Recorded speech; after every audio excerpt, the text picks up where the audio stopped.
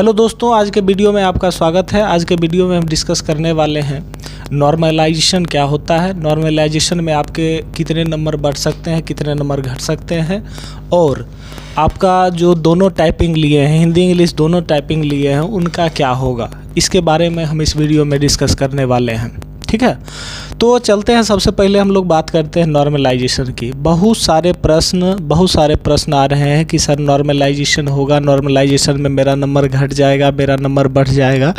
ये बहुत ज़्यादा कमेंट आ रहा है, लोगों को बहुत ज़्यादा कन्फ्यूजन है नॉर्मलाइजेशन को लेकर। तो सबसे पहले हम लोग नॉर्मलाइजेशन को समझते हैं। नॉर्मलाइजेशन होता क्या है?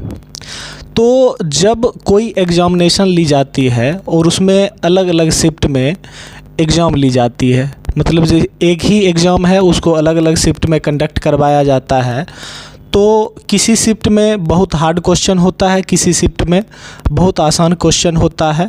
तो उसी को बराबर करने के लिए नॉर्मलाइजेशन का यूज किया जाता है और बाद में सभी को कुछ नंबर बढ़ाकर घटा करके इसमें नॉर्मलाइज किया जाता है। अब बात आती है हमारा कि हम लोग जो एग्ज़ाम दिए हैं उसमें बहुत लोगों को ये लग रहा है कि बहुत ज़्यादा नंबर वाले का भी कमेंट आ रहा है कि मेरा 45 है, 47 है, क्या मेरा होगा या नहीं होगा। इस तरह का बहुत सारा कमेंट आ रहा है। और जिसका एकदम टॉप नॉच पे है, 30 पे है, उनका भी क्वेश्चन आ रहा है कि मेरा होगा या नहीं होगा। तो सबसे पहले एक बात बता दें कि नॉर्मलाइजेशन कैलकुलेट करने का जो तरीका होता है, मेनली ये मैथ के लिए होता है। मैथ में आपका नॉर्मलाइजेशन पता चलता है।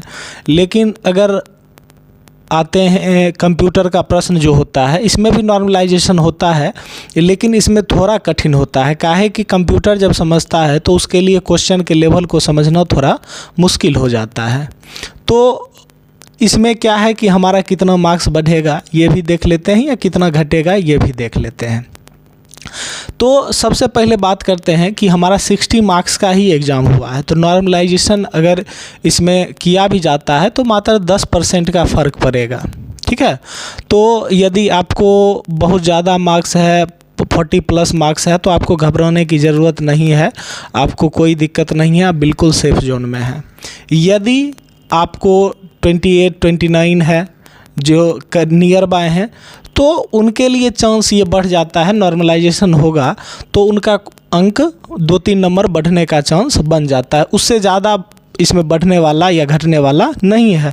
ये नहीं है कि आपका डायरेक्ट 40 है तो आपको घटा करके 29 कर दिया जाएगा, ऐसा नहीं होने वाला है। 2-3 नंबर का अंतर आएगा अगर नॉर्मलाइजेशन होता है तो।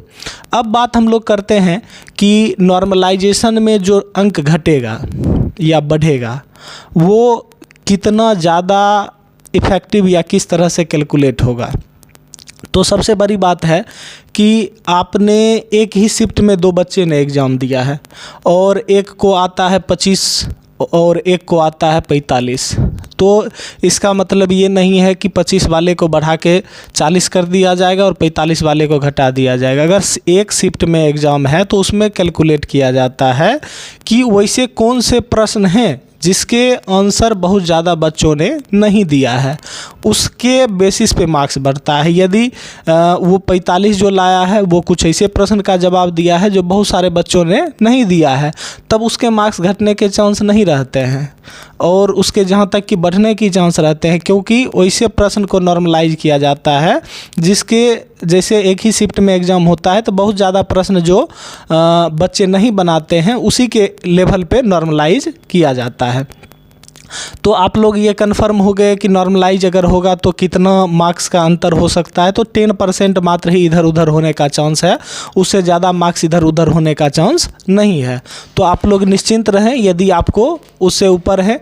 और एक बात और है कि जब भी इसमें लिया जाता है, पिछले जब भी बेल्ट्रॉन ने अपने कैंडिडेट को चयन किया है तो वो किया है पासिंग लेवल पे, यानी कि उसका जो क्वालिफाइंग है, कहीं भी नहीं लिखा हुआ है कि आपका इतना मार्क्स आएगा तो मेरिट बनेगा, ऐसा कहीं नहीं है, सिर्फ क्वालिफाइंग है। यदि आप क्वालिफाई कर जाते हो तो आपका रिजल्ट बनेगा, यदि आप क्वालिफाई नहीं करते हो तो आपका रिजल्ट नहीं बनेगा, सीधी सी बात है। और इस पे मैंने वीडियो बनाया था कैटेगरी वाइज क्या रहता है आपका सिलेक्शन का, तो वो आप पिछले वीडियो में देख सकते हैं। अब हम लोग बात करते हैं कि टाइपिंग का, जो बोथ टाइपिंग लिए थे, कुछ आदमी ने चूज़ किया था हिंदी इंग्लिश, कुछ ने चूज़ किया था हिंदी, कुछ ने चूज़ किया था इंग्लिश। सबसे ज़्यादा क्वेश्चन आ रहा है कि जिसने हिंदी इंग्लिश दोनों टाइपिंग लिया था उसमें से किसका चयन होगा, किसका नहीं होगा। बहुत सारे लोग ये कमेंट कर रहे हैं कि सर मेरा इंग्लिश अच्छा गया, हिंदी में फेल हूँ, क्या मेरा रिजल्ट होगा। बहुत सारे बच्चे कर रहे हैं सर हिंदी मेरा बहुत अच्छा गया है, इंग्लिश में फेल हूँ, क्या मेरा होगा। तो इस तरह का क्वेश्चन आ रहा है। तो आपको बता दें कि इससे पूर्व में भी जो एग्ज़ाम लिया गया था उसमें भी हिंदी इंग्लिश टाइपिंग को कंपलसरी लिखा गया था कि दोनों टाइपिंग कंपलसरी है। और का बहुत लोग यूज़ करते हैं कि उसमें नोटिफिकेशन में और था, तो उसका मतलब दोनों में से एक नहीं है, वहाँ पर दिया हुआ है दोनों टाइपिंग कंपलसरी है, पिछले बार भी इस बार भी। तो पिछले बार जब दोनों टाइपिंग कंपलसरी था उसमें कोई व्यक्ति अगर एक में भी क्वालिफाई किए थे, यानी कि सीबीटी क्वालिफाई और हिंदी या इंग्लिश में एक में भी क्वालिफाई किए थे, उनका रिजल्ट बना था। तो बहुत सारे बेफालतू के कमेंट करने आ जाते हैं कि सर मतलब ऐसा नहीं है, ये है। तो भाई आप नहीं समझ में आता है तो आप मत देखिए, मैं सारे फैक्ट के साथ ही बात करता हूँ। तो आपका यहाँ पर हिंदी इंग्लिश दोनों जिनका टाइपिंग है उनका अगर सीबीटी में क्वालिफाई हैं और एक टाइपिंग में क्वालिफाई हैं तो पिछले बार ऐसे कैंडिडेट को लिया गया था। इसलिए यह आशा लगाई जा सकती है कि इस बार भी वैसे कैंडिडेट का चयन होगा जिसने हिंदी इंग्लिश में किसी एक में क्वालिफाई किया हो और एक में कम भी स्पीड हो, तो चांस पूरी तरह से बन रही है कि आपकी सिलेक्शन हो जाएगी।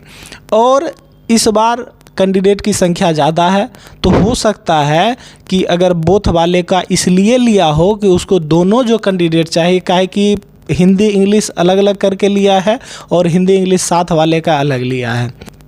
तो यहाँ पर यह भी बनता है कि जो हिंदी इंग्लिश साथ लिए हैं तो उनका दोनों में क्वालिफाई होना ज़रूरी है।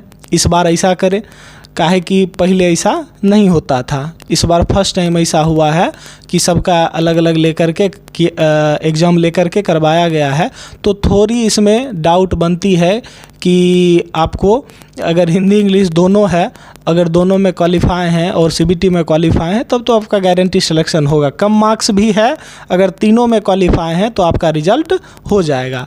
लेकिन यदि आपका किसी एक में ज़्यादा है और एक में फेल है तो थोड़ा सा चांस कम बनता है, काहे कि इस बार का जो एग्ज़ाम पैटर्न है वो अलग तरह से लिया गया है, इसलिए थोड़ा सा दिक्कत है।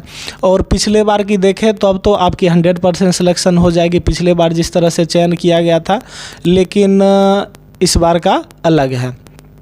तो हम लोग इस बात को समझ गए कि नॉर्मलाइजेशन क्या होना है, उसमें कितना मार्क्स का अंतर आना है, या नॉर्मलाइजेशन होने के बाद कौन पास फेल करेंगे। तो बहुत ज़्यादा चिंता करने की आवश्यकता नहीं, बहुत ज़्यादा इसमें दिक्कत नहीं होने वाला है नॉर्मलाइजेशन के बाद भी। तो ये सब निश्चिंत रहें। यदि आपकी शिफ्ट हार्ड होगी तो सबकी शिफ्ट हार्ड होगी आपके टाइम में, और तो इसलिए आप अपने शिफ्ट में बच्चों का देख सकते हैं या अलग अलग जगह पे है तो उस तरह से क्या होता है, तो बहुत ज़्यादा का अंतर नहीं होने वाला है। और टाइपिंग हिंदी इंग्लिश में जो दोनों बोथ सेलेक्ट करके दिए हैं उनके लिए थोड़ा कन्फ्यूजन इसमें रहने वाला है कि किनका होगा या किनका नहीं, काहे कि पिछले बार सिलेक्शन हुआ था तो इस बार भी उम्मीद है कि सिलेक्शन हो ही जाएगा। तो ये हम लोग समझ गए कि किनका सिलेक्शन होगा। तो अगर आपको कोई और जानकारी चाहिए हो तो आप कमेंट के माध्यम से हमसे पूछ सकते हैं। यदि वीडियो आपको अच्छा लगा हो तो चैनल को सब्सक्राइब करें, वीडियो को लाइक करें। आपका वीडियो देखने के लिए बहुत बहुत धन्यवाद।